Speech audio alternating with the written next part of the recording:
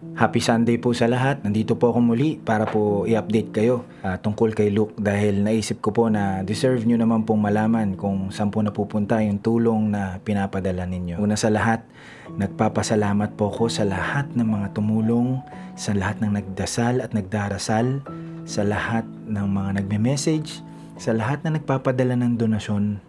Maraming salamat po. Malaking bagay po na yung nandyan kayo, emotionally and financially, nababawasan po yung burden ng pamilya po namin. Napakalaking bagay po. Maraming salamat sa mga katrabaho ko, sa mga kaibigan ko, sa mga sumusuporta sa akin, sa mga estranghero o strangers na nagpapadala ng donasyon at ng dasal. No, hindi po namin akalain na napakarami po namin kasama sa laban na ito. Maraming salamat po. Sa ngayon, si Luke po ay bumabalik na ang sigla, nakahiga lang lagi, nakakalakad naman, pero mahina pa rin. Sa ngayon po kasi ay mababa pa rin po ang blood counts niya, ang platelet, and hemoglobin niya, mababa pa rin po. Maayos naman po ang lagay niya kahit papano. Bukas po, Lunes, magsasalin po siya ulit ng platelets at ng PRBC o ng pulang dugo. And at the same time, sasailalim po siya sa BMA or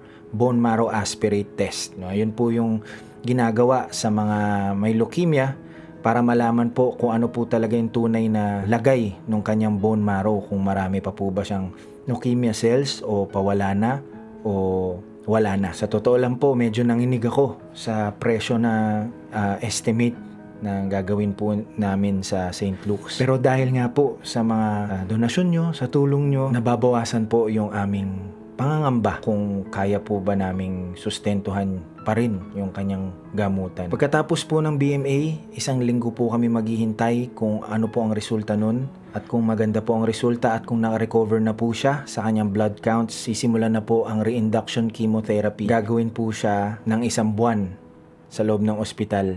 Ma-admit po ulit kami bago po kami i-bone marrow transplant. Mabigat ang gastusan at mabigat din po sa aming emotional state dahil nga po, una, mangangamba ka kung kaya mo bang ituloy ang gamutan sa kabila ng kakulangan mo ng pambayad. At the same time, yung pangangamba kung kakayanin ba ng anak mo yung gamutan na yun, dahil alam naman po natin na ang chemotherapy po ay hindi biro. You have to destroy yourself as well while destroying the leukemia or the cancer cells. Dahil nandyan po kayo, lumalakas po ang loob namin.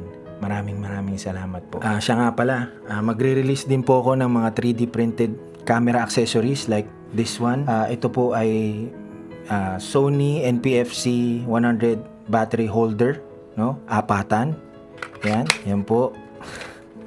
Siyempre bilang tatay, gumagawa tayo po ng paraan para maka-menos sa gastusin.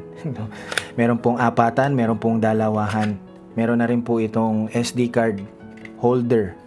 Ayan po. If interesado po kayong bumili para po makatulong, magpo-post po ako sa Facebook page ko kung paano po mag-avail. Pwedeng same day delivery.